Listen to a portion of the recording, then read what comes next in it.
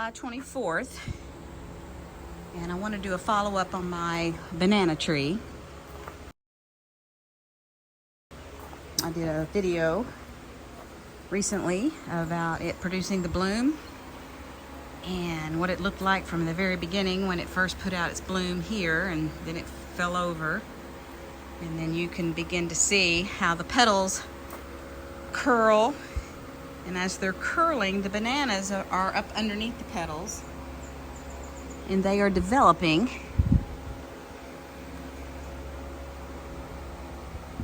And those are called hands. And there's 2 rows, it's a double row. And underneath each petal, up underneath there, you can see the rows of bananas.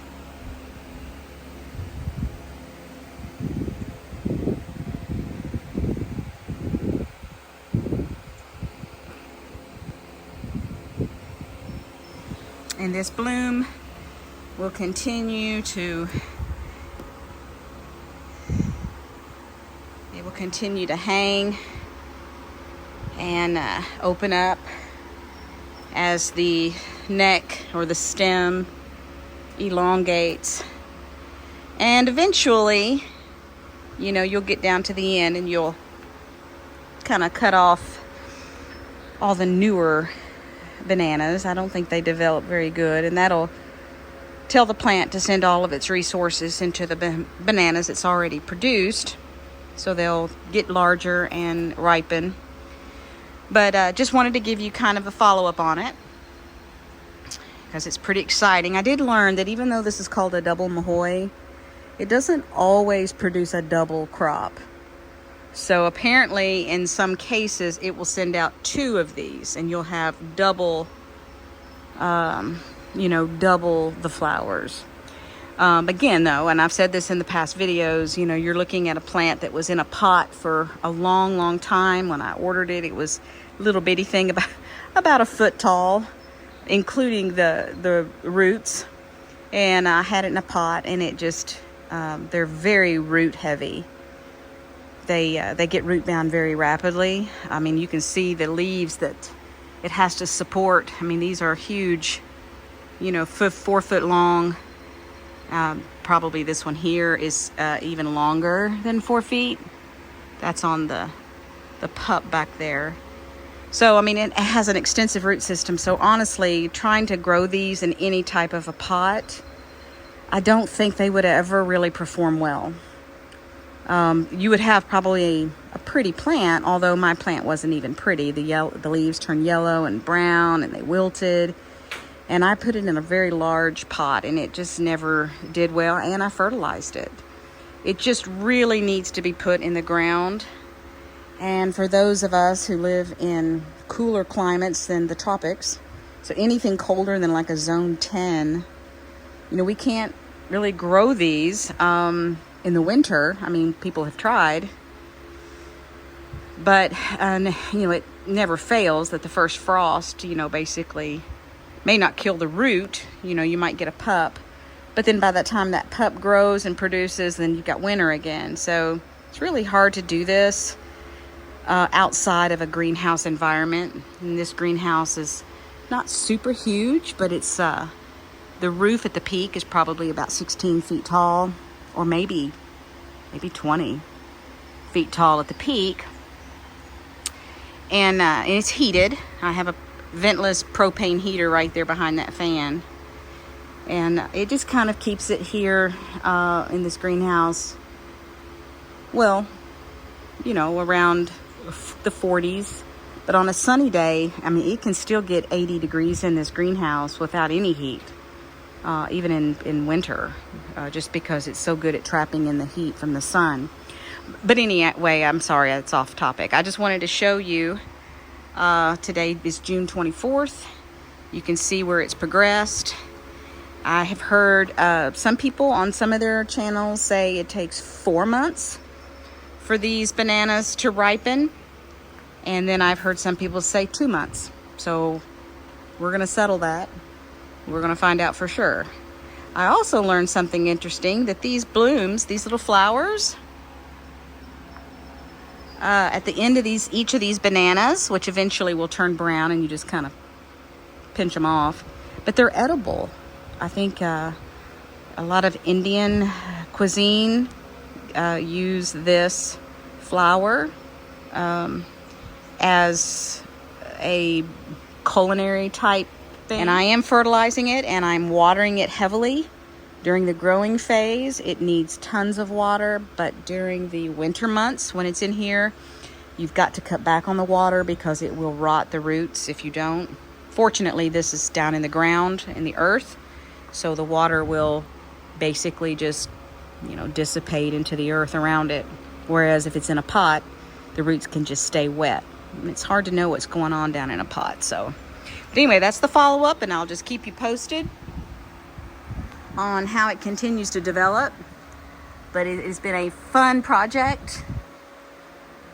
And even if you had a house on the south wall and you wanted to put like a sunroom on the south side of your home, I say the south side. Obviously, if you're in the northern hemisphere, you'd want it on the south side because in the winter, the sun is so low in the south that it would come in the glass of the south side of your house. If you had a lot of glass and you made like a little sunroom, I think you could probably, even grow something like this in there. But again, I think the key is getting it in the actual earth, in the ground, because the roots can just expand and take up as much moisture and nutrients as they need.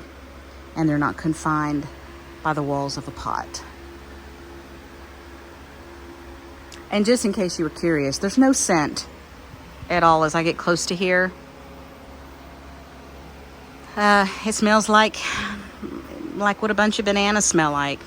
Fresh, but not anything super exciting. There's no neat smell to that bloom or anything, in case you were just curious.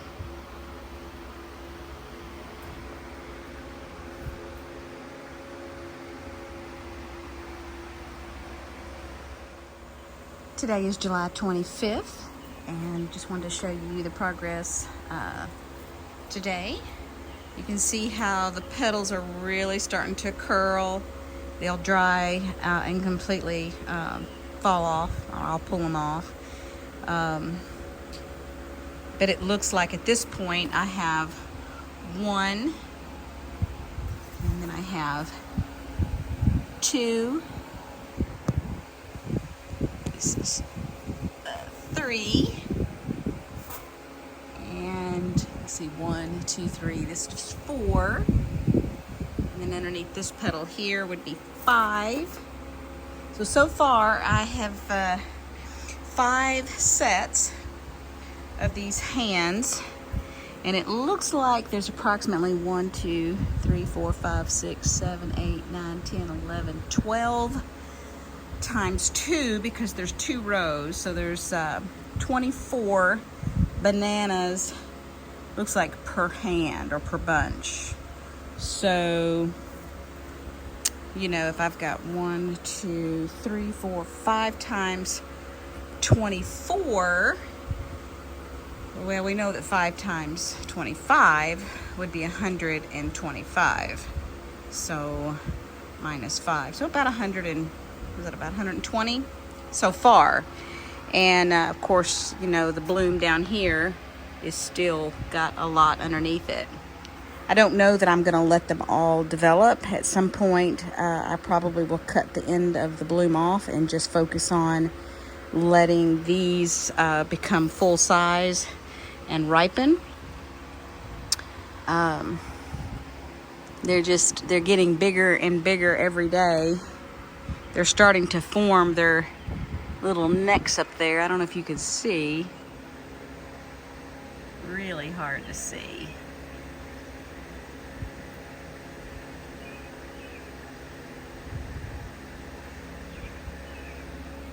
But anyway, this is just an update that I'm showing you all pretty frequently because it changes so much from day to day. These blooms in here, these flowers are starting to look like they're drying up, so they'll eventually turn black and I can completely remove them. But that'll be after this petal disappears and probably after this, oop, well, that leaf just came off. I barely touched it. So now if you're wondering why I have this umbrella, I've been listening to some people who've been doing this for a while, and they say that UV light can affect the bananas. I don't know if it makes them try to ripen too fast. I'm not really sure. And since I don't have any big leaves above this bloom at this point, I'm going to use this umbrella just to block any UV light directly landing on the bloom. Obviously, the tree itself can still get plenty of UV light for photosynthesis. But anyway, I wonder if this petal will come off.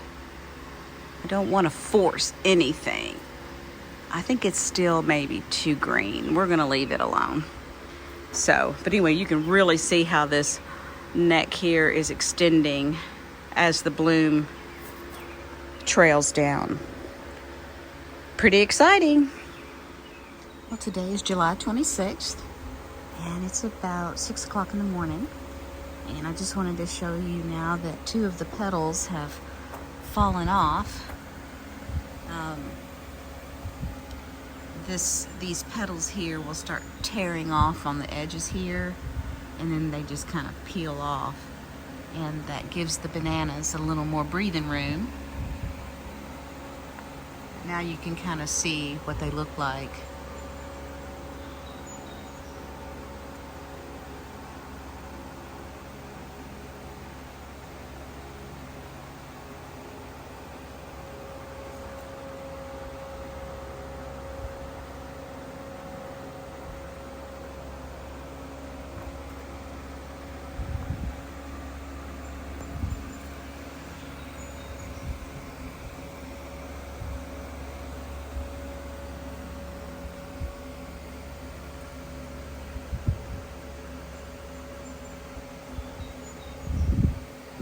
Anyway, just wanted to give you an update today. You can see how much they've grown.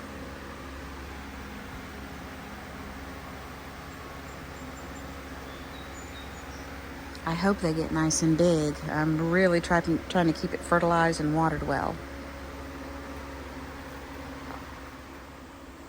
Today is July 28th, and just again wanted to show you the progress of the bananas. I still have them underneath the umbrella here, just to make sure they're not getting too much UV light, because the petals, you know, have fallen off of these top bunches here and here. This petal's still on, and it looks like it's pretty secure. This petal here is still on pretty tight, so is this one and this one. Now, once you start getting underneath here and looking, you can begin to see that, like this hand, it looks very, it looks like there's not much hope for it. It's very small. The actual flower on the end is significantly larger than the banana itself. Let's see if I can get in there and show you. So those will probably never really form any decent sized banana. So I think that's going to be the point of which I probably stop this bloom from progressing. So I'm going to wait till the neck, you know, gets a little bit larger here, and then I probably will cut it right there. And I will allow, you know, these bananas and this bananas and those and those. Those will be the ones left on this stalk, or whatever you call it, this arm, and we'll allow them to continue to develop. But as you've noticed here, how the bananas are starting to curl this way, so they're actually starting to look like a little bunch of bananas, and look very healthy. There's no marks on them or anything.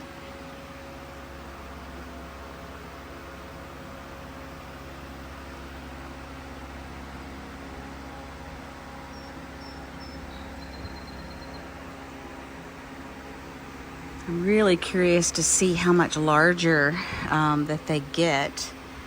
And I'm wondering if the sooner I cut off this lower, this whole lower branch here, this whole lower part of this bloom, if that will allow for these top bananas to get larger, since more energy will be able to be devoted to, this bunch and this bunch.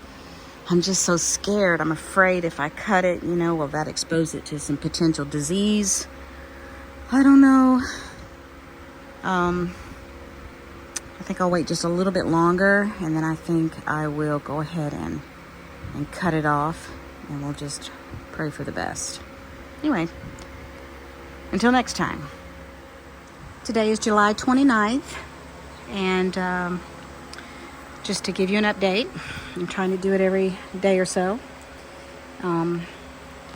We've lost the petals off of this bunch, the petal off of this bunch, the petal off of this bunch, and the petal off of this bunch. The petal is still stuck pretty good here, here, and here. So we've got 1, 2, 3, 4, 5, 6, 7. We've got 7 decent sized bunches, or hands as they call them. But if you'll notice here, this is a very, it's just a very small, underdeveloped, but yet the flowers are already drying up on it. So that tells me it's not going to get any bigger. So the goal here is to go right in this area, right in there, and take some loppers or a saw or a scissors or something, pruners, and just cut this off and get rid of the remaining flower, so that now all of the energy is going to be going into these hands that have already developed. So I think that's what I'm going to do next. So I've decided that I think I'm going to go ahead and cut off this bloom down here, because if you noticed, the petals are really starting to dry. They look really pretty curled, pretty dry, and these lower bananas, they're just never gonna really make anything. You can see how small this is, all bloom here. That's just, so they're not gonna make anything. I may be wrong, but I think they call these hero bananas, the ones that are up in here.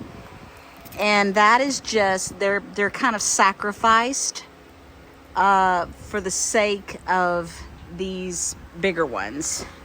So, from my understanding, the fact that they're here tells the plant to send, nutrition and water all the way down, so that all of these larger bananas have access to the water and nutrition. But they're not really doing it for themselves. They're doing it more for the bananas above. And so I think that's why they call them like hero bananas, or the hero hands. Pretty sure that's what they called it. So anyway, I just feel like too much energy is being sent to this. So I'm going to basically try to cut it right in there. And that will allow these bananas hopefully to be the last bunch, or maybe cut it down here. And then that way there's a little more room. So I'm going to get my loppers and try to kind of lop it off somewhere right in this area. Okay, so here I go. I hope this is not a mistake.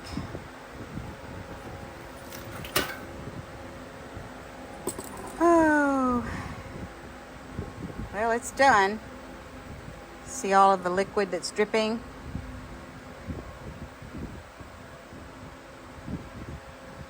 Not a very large amount now, but you know what? It's the first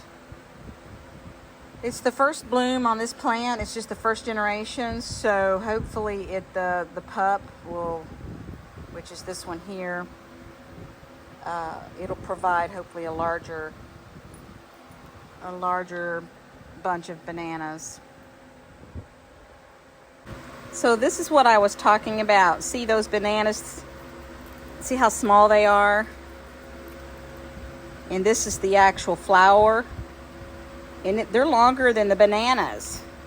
So those there are just, they will never develop into anything. So this is just the flower. And it's pretty thick. I mean, I don't know how long that thing would grow. I've heard that that's edible. I don't know. I wouldn't know how to cook it. Today is August the 4th. And I know I probably have made you all weary going over every day this banana tree. It's not a tree. I keep saying tree because you think it's a tree. But I just wanted to give you, for this video, this will be the final look until I start seeing some more, maybe some ripening of this clump of bananas. But it's pretty much done everything it's going to do until they actually ripen and we begin to cut the bananas off and actually eat them. So that's the reason I kind of wanted to get you to this point where you kind of see where it has progressed.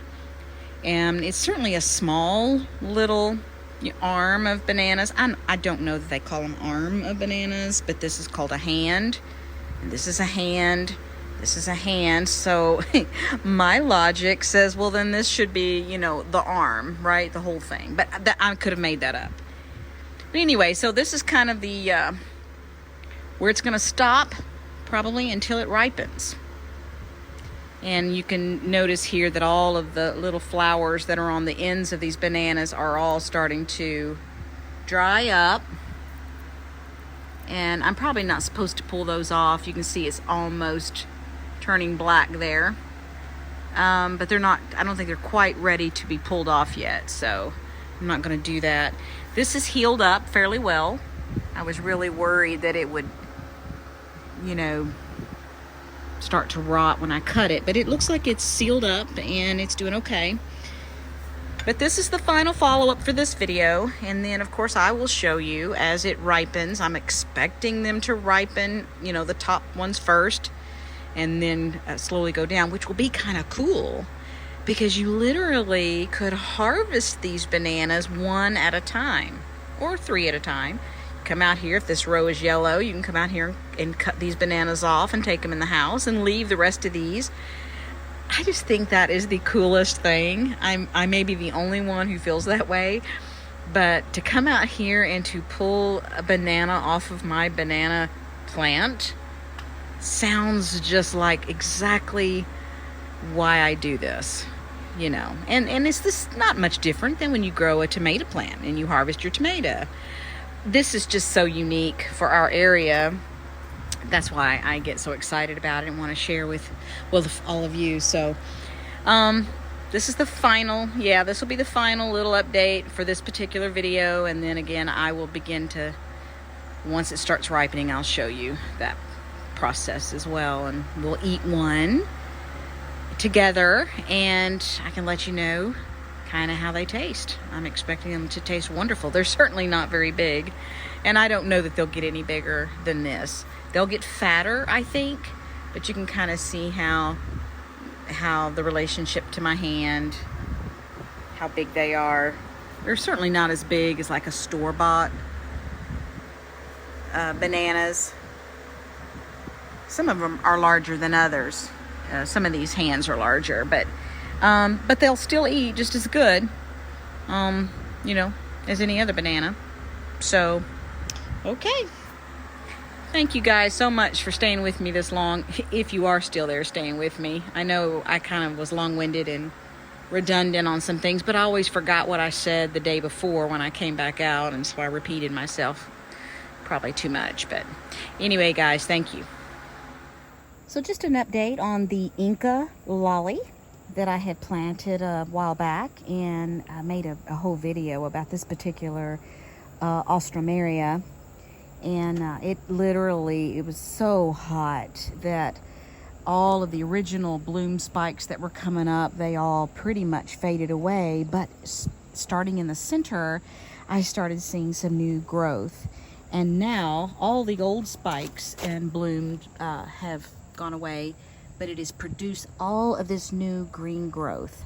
So the Alstroemeria is doing wonderful, and I'm hoping that it can withstand our winter. It's been in here for quite a while, so hopefully it's got its roots nice and established. But I just wanted to let you know kind of with the follow-up on how it did. It's doing really, really good. So, yeah, it was heavily root bound. If you guys happen to remember, if you watched that video, it was so root bound when I put it in the earth here. And but the blooms are gorgeous. It actually produced some blooms the other day right here, and I pulled them off because they were fading and looking kind of ugly. But you know, the first year you just kind of get it in the ground, you kind of just hope it survives, and second year you might get a little better look to it, but really by the third year is kind of what you're planning for and beyond. So that's the Alstroemeria, the Inca Lolly. And so now, just to give you a follow-up on the blue chip juniper that I planted. And some of you may or may not even remember how small it was when I planted it, but it has actually grown since I put this in the ground. And if you go back and look at the video where I planted it, it was smaller than this, and you can kind of see this lighter blue growth is all new. These tips are all new growth. And fortunately, we've had quite a bit of rain, but this is the blue chip. Oh my goodness.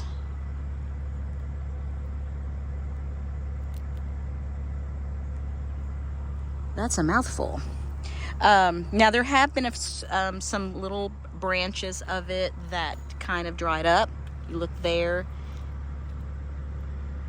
And then there was one here somewhere, right in there. But for the most part, it's done wonderful. Had plenty of rain, and so I'm pleased. It didn't seem to really stress much at all after I planted it, so that was really great.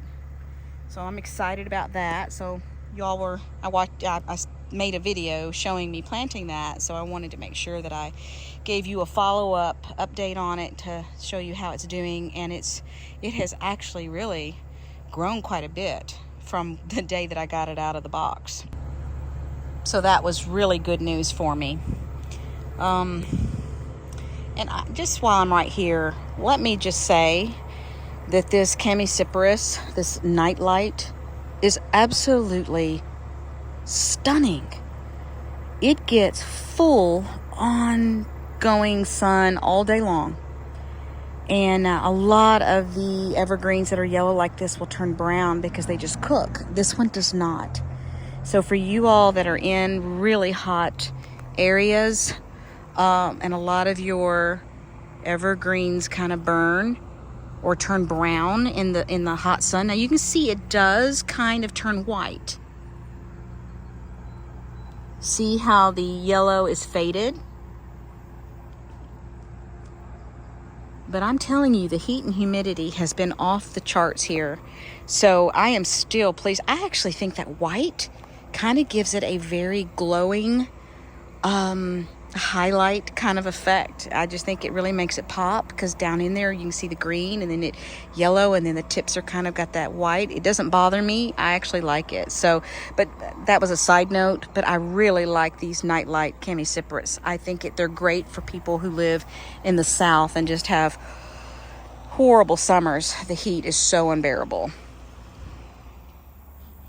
So I also did a video on some hollyhocks that I had started from seed. And these were just little bitty things. And as you can see, it has they have just exploded with growth.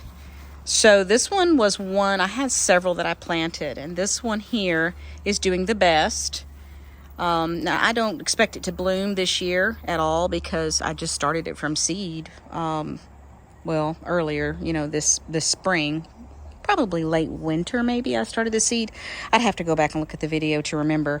So this was one of them. And then over here was another one that's not doing quite as good, but it is still significantly larger than when I planted it. So it's doing pretty good. However, if you go over here and look where I planted the first one, if you can even see it right there, the rabbits have thoroughly enjoyed it. So beware if you have hollyhocks and you have rabbits. I mean, I literally came out and every day there was a new leaf that was missing.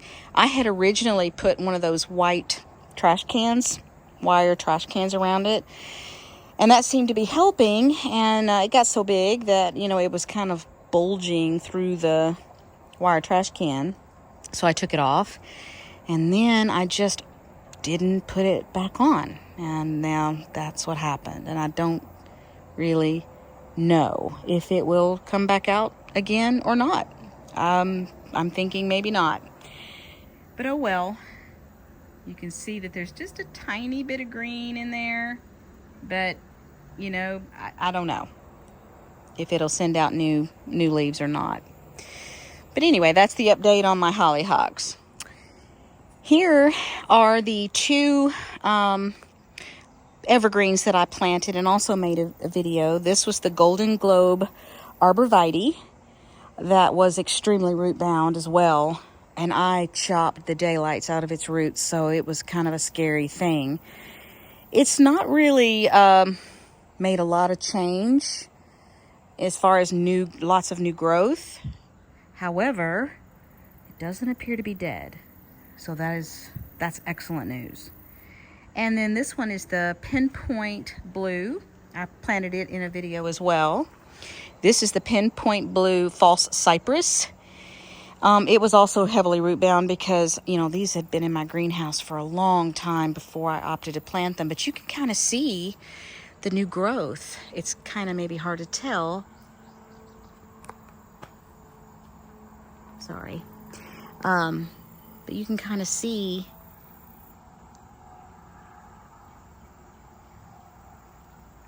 that there's new growth. So it's doing really well. There's also some brown in here, but I think that brown was kind of in there really from where it had been in its pot. So I don't blame that really on the planting. I think it was because it was just root bound, and I expect that as it fills out, you know, it'll have some browning probably in there as it grows anyway. Some needle shedding, and I'm not sure if you call those needles. I don't think they're called needles. But anyway, so it's doing really good. So far, even with this heat, these two evergreens, the Golden Globe Arborvitae and the Pinpoint Blue False Cypress, are both doing great. So far, so good. Here is where I transplanted the Boom Chocolata hardy geranium. And it is holding its own, but it is not looking super great. But I'm not so sure that it's not just the same as it would be if I had left it where it was. It wilted so bad after I transplanted it that I thought it's gonna die. There's no doubt it's gonna die. It was just flat to the ground, and all of the older leaves dried up, and then it started sending out new growth. So I have hope for it. I mulched it really heavily. It's gotten plenty of rain, so I think it's going to do okay. You know, I just probably should not be transplanting anything right before just a heat wave. It's just too hard on the plant. But sometimes when you're in the mood to move something and you got the time to do it, you just have to just do it. So that's kind of what I did. But a lot of things are starting to get really tired. And so I think this is just a normal process for this geranium. We will see what happens in the spring, if it survives the winter, which I expect it will, and, you know, sends up new growth in the spring. So, and then just real quick, I have talked a lot about the sugar tip rose of Sharon, and it went through and had all of its blooms, and then it kind of stopped. But just to quickly show you, it's got new buds forming, and And it is just this variegation, guys. I'm telling you, I love this plant. And right now, if you can see, it's loaded with buds. So it's gonna put on more. And look at this new growth here. I don't know if you can even see this right here. But all of that, like that whole big shoot there, which is about 7-8 inches long, is all new growth just from, you know, a few weeks ago is when it started. So it is just loving life. And I talked about how I tree formed it. And down in here, you can see there, it has stopped. I'm sorry, this is Gaura, and it is out of control. It's just so hot. I don't have a lot of energy and stamina to get out here and do a lot of maintenance stuff right now. But I wanted to mention this to you because I think it's important to note if you want to make one of these Rose of Sharon tree form, it will send out these little suckers along the way. But once it hits to a certain point where the trunk of the Rose of Sharon is large enough, it no longer ever makes those little suckers that come out. It will send all of its growth where you want it, which is up here at the top. And I do still have it supported with a couple of these stakes. They're like rings. I don't know if you can kind of see them in there. But it's done great. We've had some extremely strong winds, and it's done great. And I just love it. You can underplant it because it's, you know, it's not taking up any space down there. And I wouldn't suggest underplanting it with what I have. This is kind of like a personal trial bed for me to see what I like. But you can see these daisies are way spent, and they are going to have to be moved. They just dominated everything, and the Gaura. But to underplant it was something that really would maybe contrast nicely with this variegation. There's just tons of options really that you could, because it'll still get plenty of sun because this Rose of Sharon is up so high, you know, it'll allow for a lot of sunlight underneath there.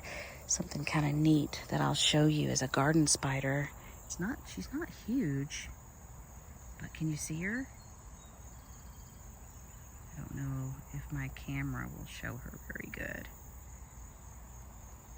It's interesting how they work so hard on that center part, making it really dense in there. I don't know. But anyway, sorry. ADD kicking in. I didn't show this plant. I don't believe I made a video of me planting this. This is the candy corn spirea by Proven Winners. But guys, I'm telling you, I have been, just amazed at this plant. So I transplanted it back late spring. Can't remember the exact date. And it looked pretty much like it looks now, except about half this size, maybe even smaller. And it's got this new growth that comes out, this beautiful, rich burgundy color. And then it's got this chartreuse older leaves. And it has looked like this ever since day one that I planted it. It has not suffered. It has not wilted. It has not browned or got spots on it. I am unbelievably impressed with the candy corn spirea. I can put the stats on the screen for you so you kind of know about it, but just from a personal experience I've had with it. Here we are, you know, super hot, and it has not missed a beat. And I just want you to look at this. Look at that.